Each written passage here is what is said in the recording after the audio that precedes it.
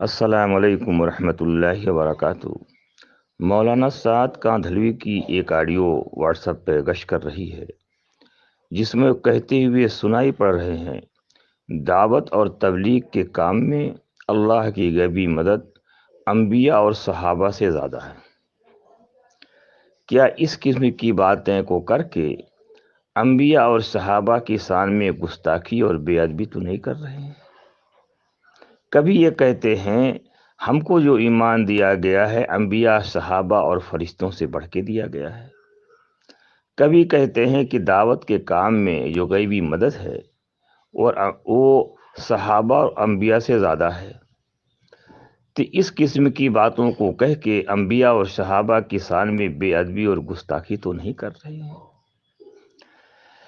ابھی تک تو ہم یہ سنتے تھے اللہ کی غیبی مدد کو اتروانا ہے تو انبیاء اور صحابہ کے طریقوں کو اختیار کیجیے، کیونکہ اللہ کی غیبی مدد جو ابھی تک آئی ہے اور انبیاء اور صحابہ کے طریقے پہ آئی ہے، اور انبیاء اور صحابہ کے طریقے سے ہٹ کے خدا کی مدد نہیں آئے گی۔ مولانا سعد کاندھلوی صاحب کہتے ہیں اللہ کی غیبی مدد آئے گی، وہ دعوت کے کام پر آئے گی۔ ابھی تک تو ہم یہ جان رہے تھے معجزات نبی کے ساتھ خاص ہیں، لیکن مولانا سعد کاندھلوی صاحب کہتے ہیں غلط بات ہے، معجزات دعوت کے ساتھ خاص ہے۔ تو کیا مولانا سعد کاندھلوی کا جو طبقہ ہے اہل سنت والجماعت سے ہٹ کے الگ طبقہ تو نہیں بنا ہے؟ اور علماء اگر ان پر قدغن نہ لگائے تو ایسا معلوم ہوتا ہے امت کا ایک بہت بڑا طبقہ گمراہی کی طرف چلا جائے گا، اور اس کا جواب دے اللہ کے ہاں ہونا پڑے گا۔ چونکہ مولانا سعد کا کہنا وہ دلیل کے طور پر ان کے لوگ پیش کرتے ہیں کہ جنگ بدر کے اندر نبی کریم صلی اللہ علیہ وسلم پر غیبی مدد آئی فرشتوں کی، تو اورنگ آباد کے اجتماع بھی مولانا سعد پہ غیبی مدد آئی فرشتوں کی۔ وہ تمبو تان رہے تھے اور لکڑی اٹھا رہے تھے اور بلی گاڑ رہے تھے، اس قسم کی آڑیاں مارکیٹ میں چل رہی ہے، بازار میں چل رہی ہے، اس زمانے کی تھی۔ انبیاء کی دعوت توحید رسالت پہ تھی، مولانا سعد صاحب کی دعوت انبیاء سے ہٹ کے ہے۔ مولانا سعد صاحب کہتے ہیں کہ اللہ کے ہاتھ میں ہدایت ہوتی تو نبیوں کو کیوں بھیجتے؟ مسجد زرار بنانے والے ایمان والے تھے، جبکہ اللہ تعالیٰ فرماتے ہیں کہ منافق اور کافر لوگ تھے۔ نبی کریم صلی اللہ علیہ وسلم فرماتے ہیں کہ قبر کے اندر 3 سوال ہوگا، رب کے بارے میں، دین کے بارے میں، میرے بارے میں۔ سعد کاندھلوی صاحب کہتے ہیں کہ ایمان اعمال معاشرہ کا ہوگا۔ نبی کریم صلی اللہ علیہ وسلم فرماتے ہیں کہ 3 مسجدیں، خانہ کعبہ، مسجد نبی، بیت المقدس سب سے اہمیت ہے، سب سے محترم ہے۔ سعد کاندھلوی صاحب کہتے ہیں نہیں، خانہ کعبہ اور مسجد نبی کے بعد سب سے محترم جگہ نظام الدین کی ہے۔ تو نبیوں کی دعوت تو الگ تھی اور مولانا سعد صاحب کی دعوت الگ ہے۔ تو مولانا سعد صاحب کہتے ہیں کہ نبیوں پر جو غیبی اور صحابہ پر جو غیبی نصرت و مدد آئی، اس سے زیادہ یہ جو مولانا کہنے کا مطلب ہے کہ جو مولانا سعد صاحب کو دعوت کا کام کر رہے ہیں، اس پر خدا کی غیبی مدد آئے گی۔ تو یہ حالات ہیں۔ ایسا معلوم ہوتا ہے مولانا سعد کاندھلوی کسی باطل کے ایجنٹ ہیں، اور ان سے کہلوایا جاتا ہے کہ یہ بات کو آپ کہیے، نہیں تو معاملہ دوسرا ہوگا، ایسا محسوس کیا جا رہا ہے۔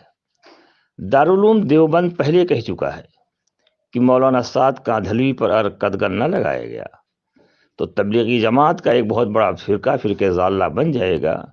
کیا جو فرقہ ضالہ نہیں بن گیا ہے کہ قرآن حدیث کی باتوں کو نہ مان کے مولانا سعد کی غلط باتوں کو مانتے ہیں؟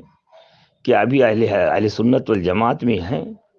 لہذا علماء اکرام سے گزارش ہے کہ آپ وارث انبیاء ہیں، اگر ایسے آدمی کا ساتھ دیتے ہیں کچھ پیسوں کو بنیاد پر کہ ہم کو چندہ نہیں ملے گا، ہم کو چٹکی نہیں ملے گا، چندہ اور چٹکی کا دینا، مدرسوں کو چلانا، دینی کاموں کو چلانا، یہ اللہ کے ذمہ ہے۔ اور اگر کچھ بنیاد پر امت کو آپ کی وجہ سے امت گمراہ ہو گئی، کل خدا کے ہاں جواب نہیں ہوگا اور خدا کے ہاں پکڑ ضرور ہوگی۔ لہذا میں چند چیزیں مولوی سعد کے عقائد کی بیان کر دیا ہوں جو ان کے زمانی ہے، کہ جو انبیاء اور صحابہ پر غیبی نصرت نہیں ہوئی، اس سے زیادہ غیبی نصرت اس دعوت کے کام کرنے والوں پہ ہیں۔ ان کا مطلب یہ ہے کہ جو دعوت کا کام ہمارا جو عقائد ہے وہ عقائد انبیاء سے الگ ہے، اس عقائد پہ آؤ گے تو غیبی مدد ہوگی۔ اس قسم کی باتیں کرنا امت کو گمراہی پہ لے جانا ہے۔ لہذا دارالعلوم نے اپنا حق ادا کیا، اور مولانا ارشد مدنی صاحب نے کہا اگر ان کی باتوں کو سننے جاؤ گے تو غلط باتوں کو سننے کے بعد امت میں چلاؤ گی جو امت میں گمراہی ہوگی۔ لہذا جو وارث انبیاء لوگ ہیں ان سے گزارش ہے کہ نبی کریم صلی اللہ علیہ وسلم کے دین میں جو تحریف کر رہا ہو اور جو غلط راستے پہ لے جا رہا ہو اس کی تردید کرنا آپ کے ذمے ہے، ورنہ کل خدا کے ہاں آپ کی پکڑ ہوگی۔ ہم نے دونوں آڈیو بھیج دیا ہے، اس کو دیکھو اور سمجھو، ایسے جماعت سے دور رہنے کی کوشش کرو جو انبیاء اور صحابہ کے شان میں گستاخی کر رہا ہو، صحابہ کو نکما کہتے ہیں اور ان کا ساتھ دیتے ہو۔ لہذا ایسے لوگوں سے خود بھی بچو، امت کو بچاؤ۔ فقط والسلام۔ جماعت کوئی باہر کا فرقہ کوئی فتنہ پیدا نہیں کرے، اس کام میں سارے فتنے کام کرنے والے کے ذریعے سے پیدا ہوگا۔ تو اللہ نے وہ کام دیا ہے، ساری دنیا نظر اٹھا کر نہیں دے سکتی اس کام کی طرف۔ اس کام میں فتنہ پیدا ہوگا، اس کے سبب میں اور آپ ہوں گے۔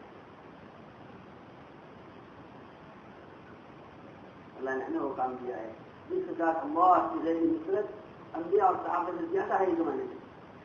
آپ کہاں ہیں؟ انبیاء اور صحابہ سے زیادہ ذیلی نصرت اس زمانے میں اس کام کے ساتھ انبیاء اور صحابہ سے زیادہ۔ لیکن ساری بات اس کی روشنی میں حل کر رہا میری طرف لیکن گرو نہیں ہے۔